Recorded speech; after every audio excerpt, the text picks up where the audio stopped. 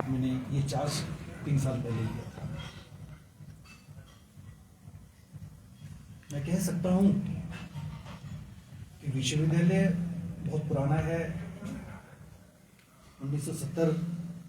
में स्थापित हुआ था, लेकिन उसके बीच कई तरह के चैलेंजेस थे और उस समय में मैंने ये कहा था कि मैं 3 टियर स्ट्रेटजी पे काम करूँगा। पहला, मैनेजमेंट ऑफ हायर एजुकेशन, दूसरा रीओरिएंटेशन ऑफ हायर एजुकेशन और तीसरा क्वालिटी ऑफ हायर एजुकेशन। हमने पहले जो गैप्स थे, क्योंकि सबसे बड़ा चैलेंज जैसे मैंने ज्वाइन किया उस समय में SSR लगभग तैयार थी नैक के लिए, वो सभी होनी थी। 1 महीने का समय मैंने बढ़वाया था नैक को रिक्वेस्ट करके, और सबसे पहला हमारा जो मेन चैलेंज था वो था नैक, क्योंकि हमारे पास A ग्रेड था और जब A ग्रेड पहले आया था उस समय में नैक पीयर टीम जो असेसमेंट करती थी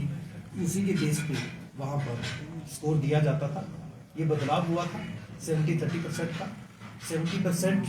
जो है वो थर्ड पार्टी इवेलुएट करती है based on whatever the documents we submitted to the NAAC. इसका थर्ड पार्टी है, थर्ड पार्टी इवेलुएशन करने के बाद जो अभी नैक पीयर टीम आती है उसके हाथ में 30% और पूरा वेटेज लग करके उसके बाद स्कोर कैलकुलेट होने के बाद ग्रेड आता है। तो हमें खुशी इस बात की है कि ये विश्वविद्यालय कामयाब हुआ A ग्रेड को मेंटेन रखने में। दूसरा,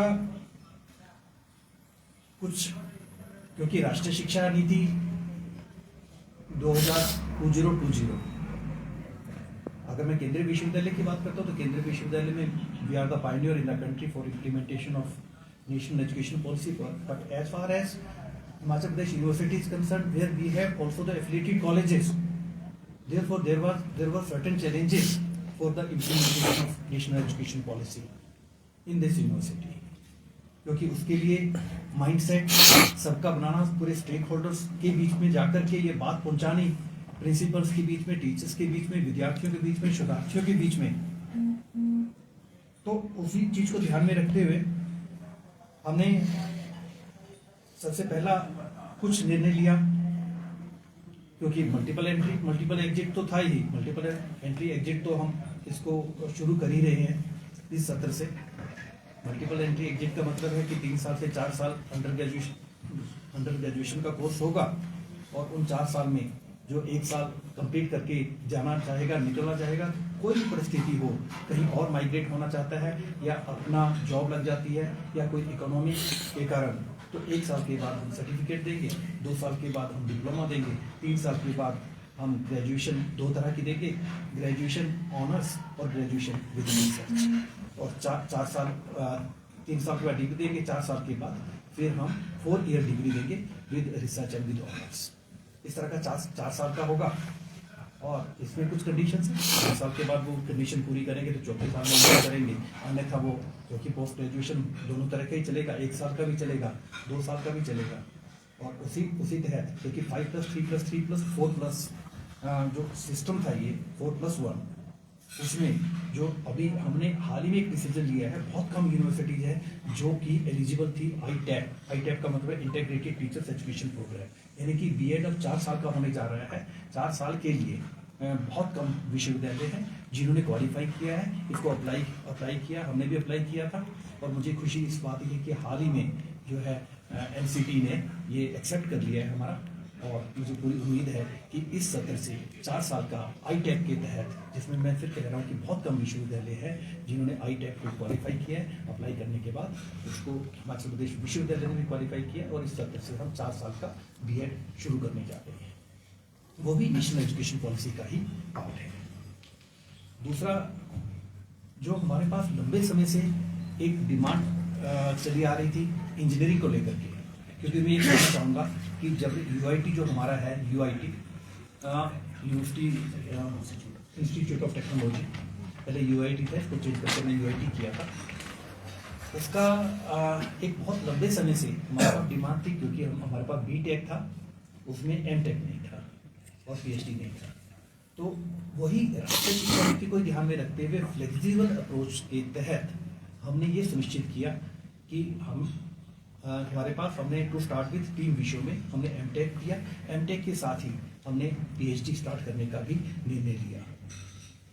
हमारा यूआईटी विभाग एक ऐसा विभाग है विश्वविद्यालय का, क्योंकि विश्वविद्यालय अल्टीमेटली किस तरह से सेल्फ रिलायंट बने,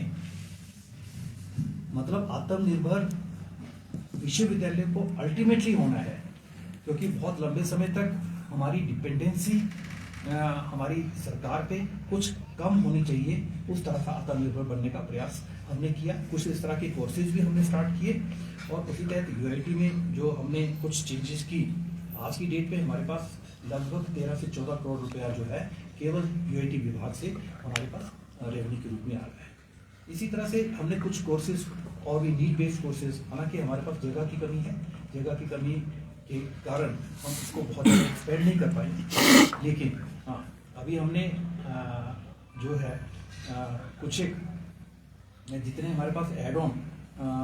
हमारे 25 एड ऑन कोर्सेज जो है हमने जो स्किल और vocation based that is also part of national education policy, उसके तहत हमने एड ऑन कोर्सेज शुरू किए हैं। यानी कि पूरी तरह से उसको एंट्री एग्जिट में लाना और एबीसी को अडॉप्ट करना, ABC academic bank of credit. यानी कि अगर हम आज अगर हम राष्ट्रीय शिक्षा नीति इंप्लीमेंट नहीं करते हैं तो हमारा विद्यार्थी जो है वो दिल्ली में एडमिशन नहीं ले पाएगा कहीं और विश्वविद्यालय में जाकर, क्योंकि हम सिस्टम से कट जाएंगे। तो इसलिए हमारे को it is compulsory on our part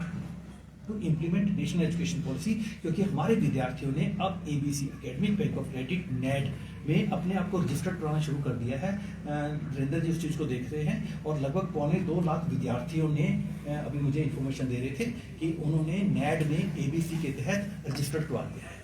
क्योंकि वही विद्यार्थी को वो सारी सुविधाएं फ्लेक्सिबल अप्रोच वाली, मल्टीडिसिप्लिनरी वाली, इधर से शिफ्ट होने वाली, वो जो है वो सारी सुविधाएं हमारे विद्यार्थी को उसमें एनरोल होना जरूरी है। वो एनरोलमेंट का काम चल रहा है, क्योंकि हमारे कॉलेज के विद्यार्थी को एनरोल हो रहा था, वो हमारा लगभग पूरा हो गया है। हमने ये सुनिश्चित किया था कि क्योंकि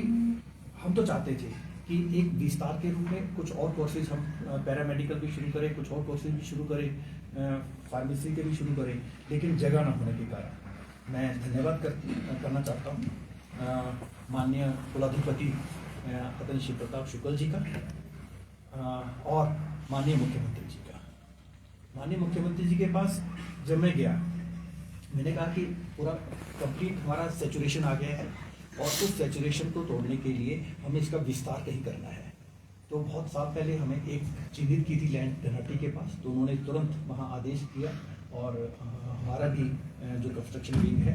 उन्होंने रिपोर्ट तैयार कर ली है। मुझे लगता है कि बहुत जल्द वो लैंड जो है वो पूरी क्लियरेंसेज होकर के हमारे को मिल जाएगी और अगला जो हमारा विस्तार जो हमें करना है, इसका सेकंड अगर हम कहें कि कैंपस 2 जो है वो हमारा धनाटी में बहुत जल्दी शुरू होगा, ऐसा मैं मानता हूँ।